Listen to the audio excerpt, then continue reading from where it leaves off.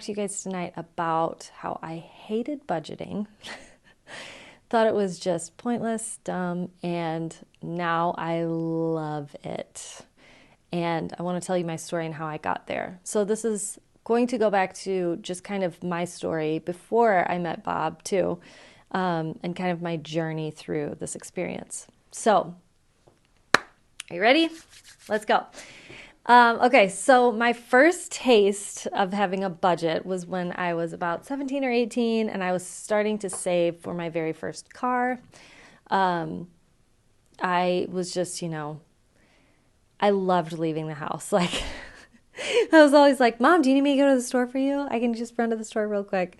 So I was like, it's time to get a real job. It's time to get out of the house on my own with my own car. Like, let's do this. So I didn't know where to start. I didn't know how to start saving for a down payment. So my brother came over. He was married, and so out of the house. So he comes over and he's like, yeah, I'll help you set up a budget. So he sets me up with a super simple budget, basically like phone bill, credit card bill if I had one, spending money, and then like tithe or whatever.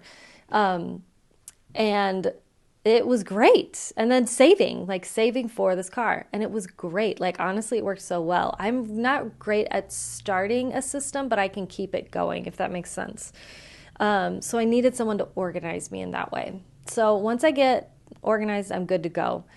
So he sets me up with this budget. I'm like, great, let's do it. I saved for this car. It was kind of amazing. I was like, it's like I'm finding money I didn't know I had. I had no idea. So that happens and I get my car. Great. Guess what happens to the budget? Out the window. I didn't really think I needed it anymore, which is just ridiculous. But it also changed because I was no longer saving the same amount that I was actually spending on a car payment. So what I should have done is reorganize things. But what I did instead was, just rack up the credit card and spend, about 150% of what I was actually making, which is, great. So one day I am driving this car, right? And I get a flat tire. Luckily, I was with a friend from work and he helped me put on a donut and he took me like pretty much right next door. Is budgeting the subject for tonight? Michael, yes, it is. So he takes me to the car place or the tire place probably. See, I needed someone to go with me there. And he's like, the guys are like telling me what to do behind the counter. And I'm thinking, is this real? So that's why I've got my friend with me. I'm like, what should I do here? So he's like, yeah, you're supposed to get 2 tires. Whenever you replace one, you really need to replace 2 at a time. And they're like, we're going to move the front ones in the back and then we're going to, replace it, all that stuff. And I'm like, okay, great. How much is this going to cost? And it kind of took my breath away. Now, keep in mind, I'm probably 22, 21, 22. And I just had this like sinking feeling of like, how am I going to pay for this? Like, do I have enough on my credit card? And I just remember zipping that credit card. And it was kind of painful because I'm like, I got to figure out how to pay for this now. Well, it's going on the credit card. I'll figure it out later because I need the tire. Like, I have to have the tires. I can't leave if I don't have tires, right? So, but I honestly like just felt kind of hopeless. Like, I mean, and I've shared this before. Hi, Rob. I did not know how to stay out of debt. Like, I didn't really know that it was possible. And, I'd heard that thing like, well, if you want a good credit score, then you need to have a credit card and you need to be making purchases on it. And my mom would tell me like, you need to pay it off. Debt's not good. You don't want to be in debt. But I didn't know how, right? So it's like, I had the information like that is bad, but I didn't know how to get away from it. So fast forward a couple of years. I mean, I just like dealt with it and it was not fun. So let's fast forward a couple of years. Bob and I get engaged and I'm like, yes. I prayed so hard for a man who was good at math. Like, that was literally my prayer. I didn't even pray for like that he would be financial anything. I was like just someone who's good at math because that was my weakness. But God knew what I meant, and he blessed me with someone who had already had this epiphany and gotten his act together. He wasn't out of debt when we got married, but he was on his way and like knew what to do. So we get engaged, and he's like, I knew this was coming. He's like, all right, let's look at our money. Let's start to figure things out. I'm like, well, okay, all right. So I pretty much hand him like, he remembers a shoebox. I know I had it in a file folder in my desk. Credit card 101 should be taught in school. I 100% agree. Lords. I think your name is Lords. Tell me how to pronounce it. Really, will you? But I handed him like this shoebox, and maybe I remember a file folder, but it was like open like this big. You know what I mean? Like it wouldn't have fit in a file cabinet. Of just receipts and statements from my credit card and stuff. And he's like, okay, thanks. All right. So I'm like, here you go. Please do something with this. So he starts going through it. One of the things he realized was that I had I think 25% interest rate on one of my credit cards. And like Bob says, he doesn't even think that's legal anymore. But basically, by paying the minimum payment on that, I would never pay that off. I would never even pay like the interest off, which is just insane. Like I couldn't even get the interest down. So in other words, if I had never spent a dime on that, only paid the interest rate, the number would continue to go up. It would continue to rise, what I owed. Horrible. Okay. I don't want to get off track. Hold on. Let me look at my notes. So he starts sorting it out for me. And the first thing he does is puts us both on a budget and kind of like combines our budget. And he was like, okay, well, you're not making enough to pay all these bills. So I'll take this one and we'll just kind of switch some things around here. And it was like the first time in my life, I was like, you are my savior right now. I'm like, thank you. You're going to pay my phone bill. It was so sweet. So he's, whatever. But he put me on a budget of like what I could spend. And it was so great. I was like, okay, now someone set me up with a system. I can do this. And I was planning on by the time we got married to be out of debt, which I think was a little bit of a high hope for me because wedding costs are ridiculous. And there was absolutely no way. There was no way I would have gotten out of debt. Like we would have just spent more money. But whatever. We didn't end up doing that. We ended up switching things up totally. We got married. It was really, really sweet. It was our immediate family only. And there was not very much cost. Like I bought like a really simple dress from J. Crew. And I didn't even do flowers. I asked one of the ladies from work to get flowers from her garden because she had a beautiful garden. I was like, could you just pick me some flowers from your garden and I'll carry those down the aisle? Like, I was like, let's just do this as cheap as possible. So anyway, but that was my plan, was to be paid off by the time we got married. It didn't happen. We got married in June instead of October. So we jump into marriage and our budget is tight. So we're living in an apartment. We both have car payments. We have our phone bill. We're trying to pay down this debt that both of us have brought into this marriage. And it was just super tight.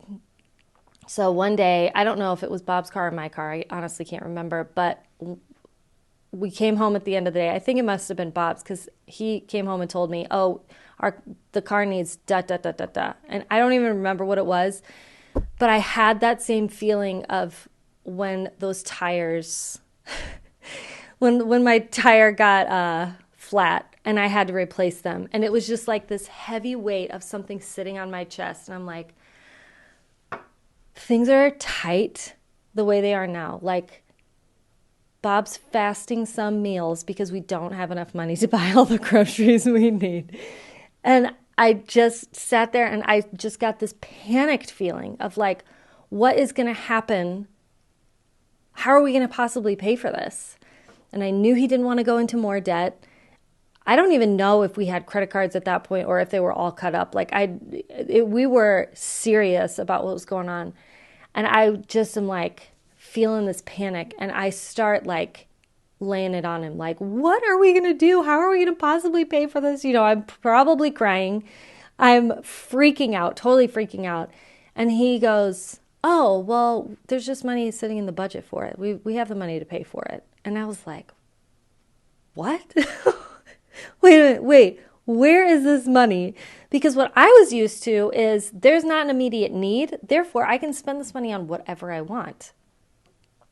The idea of saving for needs that we might have, that might arise, that would be surprises, never even really occurred to me, honestly. It was like I'm either saving for something specific or I'm spending it on stuff that I want or need, right?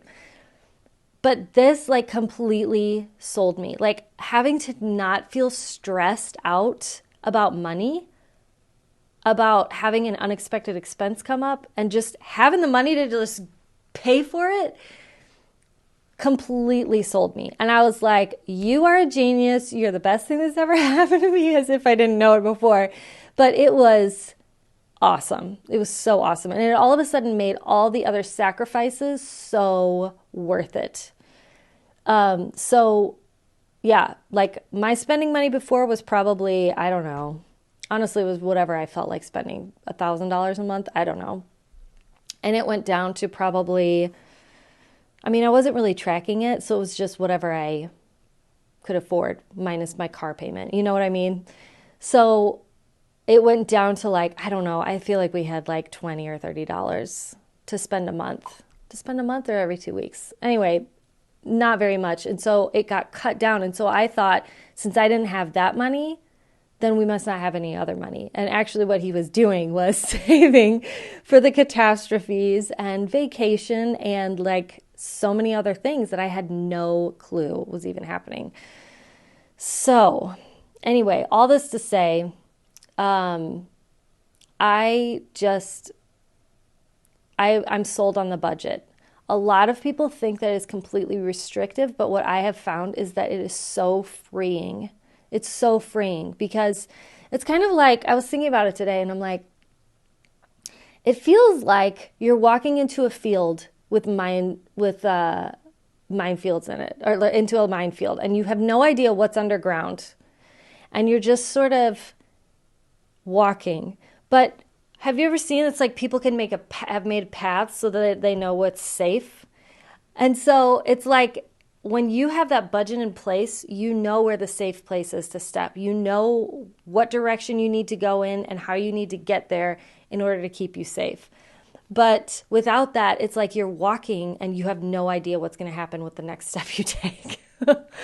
And so it feels a lot like that to me. Like the rules keep you safe but free. You know what I mean? Does that make sense? I don't know if that makes sense. It made sense in my head, and I can't tell if it makes sense out loud. But I just love it. I feel like there's, a ton of freedom, and it's just great. So that's my pitch to you today, to have a budget. There are a ton of budgeting resources out there. There's a ton of budgeting programs and softwares and stuff. We, of course, have our Real Money Budget course, which this is the course we used at the beginning of our marriage, and then Bob decided to try out every single budgeting software that came out. And I got super confused, and I was like, okay, I'll do this until there's a problem, and then I'm out of here, you figure it out, and I'm gone. And then let me know when all the problems are solved. So we went back to this old method. I told him, I was like, dude, if you ever die, like, I'm going back to this method because it was like what worked for me. Bob did a course on it because, it's brilliant. But also he put in there a ton of stuff, a ton of resources for like how to make sure you don't miss paying your bills on time, and systematizes that so that it's easy. And It's a really great course. If you're interested in it at all, I'm happy to answer the questions that I can about it. It's not a software, it is actually just teaching you how to budget with, yeah, with your bank account. It's so good. But I talked to him today and I was like, I need a code to give you guys a discount because I'm here by myself and this is what I do. I'm the spontaneous one. I'm like, we're doing a code tonight. So I don't know how long this is going to be good, but if you put in Linda25, you'll get 25% off. And it's seedtime.com/real money if you want to check it out. There's a ton of information on there too. But anyway, that is my pitch for budgeting. Seriously, I feel like if you do not already have a budget, it's time to start. It's a good time to start. So, all right. I'm going to go through questions if you guys have any. Look on Instagram real quick because I don't think I saw any. But I saw Bob was on Instagram and said hi to me, which is funny. Okay. Let's see. Those wedding photographers are robbers. Right, Rob? Okay. It's like stewardess, Lourdes. Okay, Lourdes. Credit card 101 should be taught in school. We talked about this. Yes, yes, yes. Why don't they credit card 101, but like finances, like just a basic financial course of how to set a budget and why you should have one. Like, I just don't understand why it's not taught. Well, it wasn't taught when I was in school. I guess I haven't been in school in a while, and my kids are little, so they're not being taught that yet. Okay. I have 17% on mines every time I called to get it lowered, but they did not have a promotion to do it. Jesse, okay. So what Bob has said about this, so he says every single time, he says, can I just talk to the person in charge? Can I talk to your manager? Because he wants to talk to someone who actually has the power to make a decision on this. The other thing you can do is find other credit cards that offer 0% or just less than 17% and say, hey, these guys are offering me way less and I'm going to move over to them and move like for balance. Like if you can transfer your balance and get a lower percentage rate, then do it. Like think about how much money that's going to cost you and average that out per hour that you're going to spend making these phone calls, and it will be completely worth it. Like it's probably more than you're getting paid at your job right now. So do that because it's pretty ridiculous. 17% feels really high to me. Can I pay a card off and cancel it? I think I've heard this hurts your credit score. I'm not going to lie. I am not the technical one to tell you about your credit score. But you can definitely cancel it. We have canceled credit cards, and if you don't intend on using it again, I would pay it off. I'm curious if you have any other cards open or if you just have the one. Because if you just have the one, like there's no harm in just leaving it. Just put it away so you can't get it. Did you guys ever see or read The Confessions of a Shopaholic? And she would like put them in ice blocks like this big in her freezer so she would have to dig it out if she ever needed it. Hilarious. Okay, Lourdes, at 20 years old, my first big girl purchased a sports car. But they saw me coming 13% interest. Oh, in 1985. Dang, yeah. Sorry. David, sell your cars and get $1,000. Get a $1,000 car and be out of debt. We have done this, David, actually. When we were, let's see, we've been married about between 3 and 5 years. And Bob bought his sister's old car. Now I can't remember what it was. For $1,000. And he was like, this is our insurance policy. We had a real insurance policy, don't get me wrong. But he was like, this is our insurance if one of our cars breaks down, because our cars were both getting old anyway. And sure enough, his car died. And he was like, great, I'm just going to drive this Taurus. It was like a 95 Taurus. And this was a 98 Taurus. And this was in probably 2008, 9.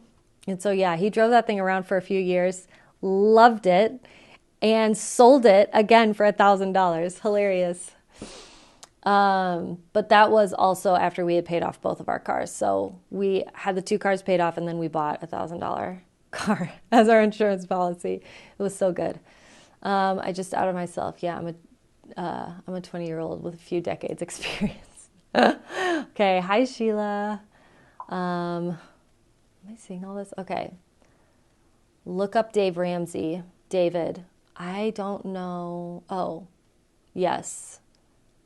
Are you talking about the cars, or was that look up Dave Ramsey to comment on something else? Diana, how do you make it realistic? Are you talking about the budget? I believe you are. So I will. We have a lot of tips on how to make your budget realistic. The first thing I think is, well, actually, he goes through this in the course of finding out what you're actually already spending your money on and then building your budget based off of that. Like, the first time you build a budget is not, you're not supposed to like build your goals off of this budget. Do you know what I'm saying? It's like, well, you see that you're spending like $600 a month on Starbucks. Don't cut that budget down to $100 because you're just not going to do it. To me, that makes it feel like this is completely unattainable. I can't actually do this. So we went through a major shift in when we started budgeting a long time ago, but we both agreed to that and we were happy to do it. So yeah, Sarah, do you have budgeting spreadsheets without buying the course? Yes, we do. Just go to the website, seedtime.com. I think up at the top, there's probably a drop on one of the drop-down menus. I think there's free budgeting spreadsheets, so you can do that. But yes, okay. Budget is so important. Cut my e-phone. I think that's what you're saying. There you go. Cut my e-phone? I don't know what that means. Okay, how do you make it realistic? The budget numbers. Yeah. Start by what you already spend, and then you know what else is like most people on their second month of budgeting, like just by paying attention, save like an average of $600 a month. $600 a month.